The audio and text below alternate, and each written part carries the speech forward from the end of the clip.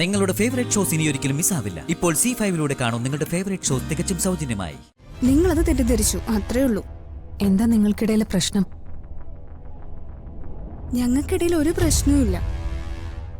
100% സ്നേഹത്തോടും കരുതലോടും കൂടെ തന്നെയാ ധനുഷ് എന്നെ നോക്കുന്നത്. അതുകൊണ്ട് മാത്രം ആയില്ലല്ലോ മോളെ. ദാമ്പത്യ ജീവിതം എന്ന് പറഞ്ഞാൽ അത് മാത്രമല്ലല്ലോ. അതിനെക്കുറിച്ച് നിങ്ങൾ തമ്മിൽ സംസാരിച്ചിട്ടില്ലേ? അയാളോട് ചെയ്യുന്നത് അനീതിയാണെന്ന് നമുക്കറിയാം. പക്ഷേ അർച്ചനയുടെ സമാധാനത്തിന് ഇതല്ലാതെ വേറെ വഴിയില്ല. ഫാം ഹൗസിൽ നിന്ന് അയാൾ ഇങ്ങോട്ട് വരാതെ നോക്കണം. അത് ഞാൻ മാനേജരെ വിളിച്ച് പറഞ്ഞോളാം. അല്ലെങ്കിലും ആ ഫാം ഹൗസിനകത്ത് കയറിയ പിന്നെ മറ്റൊന്നിനും സമയമുണ്ടാവില്ല. അയാൾ ഇനി ഇങ്ങോട്ട് വരാനും പോകുന്നില്ല. അച്ഛാ, ഞാനിത് അർച്ചനയോടൊന്ന് പറയട്ടെ. ചെല്ലേ.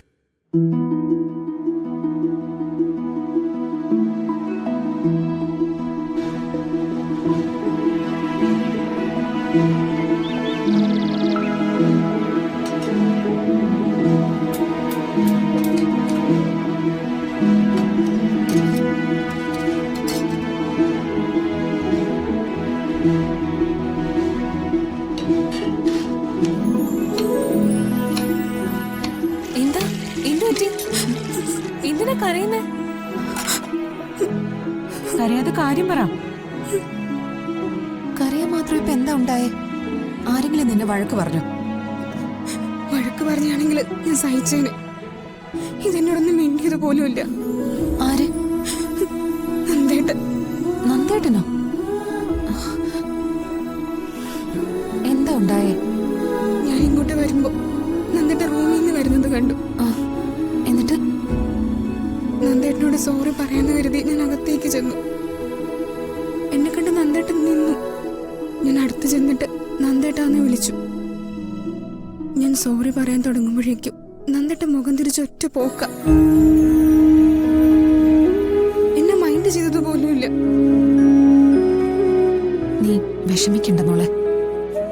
നന്ദേട്ടന്റെ മനസ്സിൽ നിന്നോടുള്ള ദേഷ്യം അത്ര പെട്ടെന്നൊന്നും മാറില്ല. സച്ചിനെ പോലെ അല്ല നന്ദേട്ടനും സന്ദീപും. അത് നിനക്കറിയാവുന്ന കാര്യമല്ലേ? എല്ലാം ശരിയാവുന്ന ഒരു സമയം വരും. അതുവരെ നീ കാത്തിരിക്കും. നന്ദേട്ടനായതുകൊണ്ട് ഇതല്ലേ ചെയ്തുള്ളൂ. സന്ദീപെങ്ങാനും ആയിരുന്നെങ്കിൽ ഇതിപ്പോ ഇങ്ങനെയൊന്നും ആയിരിക്കില്ല. അതുകൊണ്ട് അവരോടൊക്കെ പോയി ഇതുപോലെ സംസാരിക്കാൻ ശ്രമിക്കുമ്പോ ഇങ്ങനെയൊക്കെ ആയിരിക്കും പ്രതികരണമെന്ന് മനസ്സിലാക്കാനായില്ല നിനക്കിപ്പോ. ഏതായാലും കഴിഞ്ഞത് കഴിഞ്ഞു. നീ ഇനി ഇതോർത്ത് വിഷമിക്കണ്ട. അതിരെ നീ ഇതൊന്ന് അരിഞ്ഞു വെച്ചേക്കണേ. പാലെടുപ്പത്തുണ്ടേ ശ്രദ്ധിക്കണം. ഞാനിപ്പോ വരാം.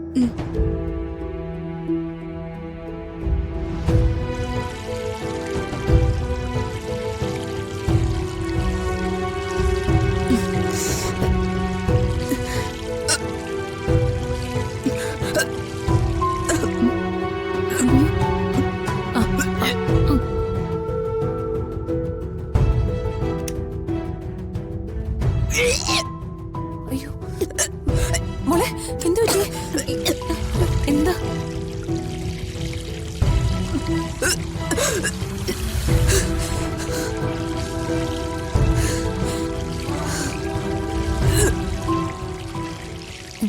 വിശേഷം എന്തെങ്കിലും ആയിരിക്കും. ലക്ഷണം കണ്ടിട്ട് ഇത് അത് തന്നെയാണെന്നാ തോന്നുന്നു.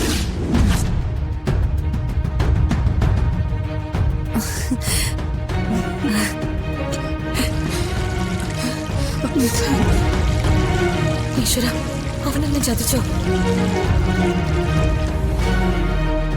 അവനെ ഇന്ന് ഞാൻ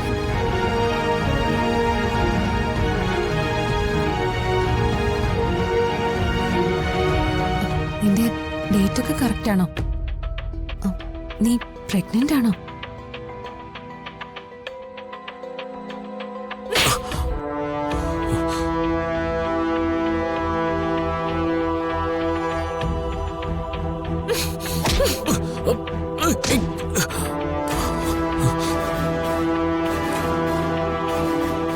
നീ എന്നെ ചതിച്ചു അല്ലടാ. നിന്റെ ഭാര്യ അവിടെ ഛർദിച്ചു. നമ്മുടെ കുഞ്ഞിനെ ഇല്ലാതാക്കിയവരോട് പ്രതികാരം ചെയ്യുമെന്ന് നീ എന്നോട് സത്യം ചെയ്തു തന്നതാ. അത് നീ മറന്നു. ഇപ്പൊ സ്നേഹ പ്രഗ്നന്റ് ആയി. അവളുടെ ദേഹത്ത് തൊട്ടു പോരുതെന്ന് നിന്നോട് ഞാൻ പറഞ്ഞതല്ലേ? നീ എന്തൊക്കെയാ ഈ പറയുന്നേ? അങ്ങനൊന്നും സംഭവിച്ചിട്ടില്ല. സംഭവിക്കഞ്ഞിട്ടാണോ സ്നേഹ വോമിറ്റ് ചെയ്തത്? നിനക്കിനി ഞാൻ പറയുന്ന വിശ്വാസം വരുന്നില്ലെങ്കിൽ നീ പോയി ആ ഒളിക്യാമറ പരിശോധിച്ച് നോക്ക്. ആ മുറിയിൽ ഒളിക്യാമറ വെച്ചിട്ടുണ്ടെന്ന് നീ തന്നെയല്ലേ എന്നോട് പറഞ്ഞത്? അത് പരിശോധിച്ച് നോക്കിയാൽ നിനക്ക് സത്യം മനസ്സിലാവില്ലേ? ആരുടെയും കണ്ണു മൂടിക്കെട്ടാൻ നീ മിടുക്കനാണെന്ന് എനിക്കറിയാം. എന്റെ കണ്ണ് മൂടിക്കെട്ടാന്ന് നീ വിചാരിക്കണ്ട. സ്നേഹ അവിടെ ഛർദ്ദിക്കുന്നത് ഞാൻ കണ്ടതാ. പ്രഗ്നന്റ് ആവുമ്പോ മാത്രമാണ് ഒരാൾ ഛർദ്ദിക്കുന്നത്. ഒന്ന് ഛർദ്ദിച്ചാൽ ഉടനെ അത് ഗർഭം കൊണ്ടാണെന്ന് നിന്നോട് ആരാ പറഞ്ഞത്? അപ്പോ അവള് ഗർഭിണിയല്ലേ? അതിനൊരു സാധ്യതയില്ല. ഞങ്ങൾ തമ്മിൽ അങ്ങനൊരു റിലേഷൻ ഇതുവരെ ഉണ്ടായിട്ടില്ല. സ്നേഹ ഛർദ്ദിച്ചത് മറ്റെന്തെങ്കിലും കാരണം കൊണ്ടായിരിക്കും. എനിക്ക് നിന്നെ വിശ്വാസമില്ല. അവസരം കിട്ടിയ ചതിക്കാൻ മടിക്കാത്തവനാ നീ. നിന്നെ വിശ്വസിപ്പിക്കാൻ വേണ്ടി ഞാൻ ഇനി എന്ത് ചെയ്യണം? വേണമെങ്കിൽ നീ ഒരു കാര്യം ചെയ്യും, ഒരു പ്രഗ്നൻസി കിറ്റ് വാങ്ങി ടെസ്റ്റ് ചെയ്ത് നോക്ക്. അല്ലെങ്കിൽ സ്നേഹ ഏതെങ്കിലും ഹോസ്പിറ്റലിൽ കൊണ്ടുപോയി നോക്ക്. അപ്പോ അറിയാം സത്യം എന്താണെന്ന്. ആ, നീ പറയുന്നത് സത്യാണല്ലോ അല്ലേ? അതെ ഏട്ടത്തി, ഞാൻ പറഞ്ഞത് സത്യവാ. ഞാനും ധനുഷും തമ്മിൽ അങ്ങനൊരു റിലേഷൻഷിപ്പ് ഇതുവരെ ഉണ്ടായിട്ടില്ല. അപ്പൊ നീ വോമിറ്റ് ചെയ്തതോ? അത് ഈ പാത്രത്തിൽ നിന്ന് പാലിന്റെ മണം മൂക്കിലേക്ക് അടിച്ചു കയറി. അതെനിക്ക് പിടിച്ചില്ല, അതുകൊണ്ട് വോമിറ്റ് ചെയ്തേ.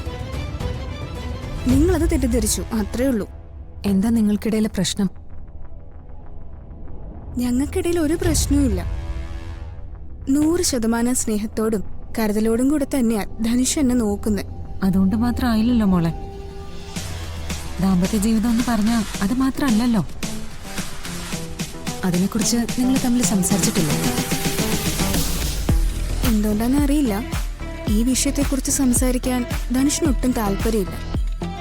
ആദ്യം ഞങ്ങൾ തീരുമാനിച്ചത് പിണക്കമൊക്കെ മാറിയിട്ട് ഈ വീട്ടിലോട്ട് കയറിയതിനു ശേഷം എല്ലാം ഒന്ന് നേരെയാക്കിയിട്ട് ജീവിതം തുടങ്ങാന്നാ. പക്ഷേ അത് എന്തുകൊണ്ടാന്ന് ചോദിച്ചില്ലേ? ഇല്ല, ചോദിച്ചില്ല. എപ്പോഴേലും ധനുഷ് തന്നെ അതിനെക്കുറിച്ച് സംസാരിക്കട്ടെ എന്ന് ഞാൻ കരുതിയിട്ടാ. നീ വിഷമിക്കണ്ട, എല്ലാം ശരിയായിക്കോളും. അല്ല, അങ്ങനെ ശരിയാവുമെന്ന് പറഞ്ഞാ എങ്ങനെയാ ചേച്ചി? ഇതൊരു വലിയ പ്രശ്നം തന്നെയല്ല.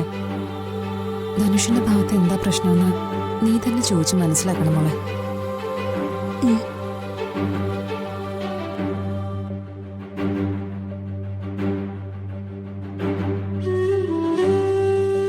ഒരു സൈക്കോളജിസ്റ്റിനെ കൺസൾട്ട് ചെയ്യുന്നതാ നല്ലതെന്നാ എനിക്ക് തോന്നുന്നത്.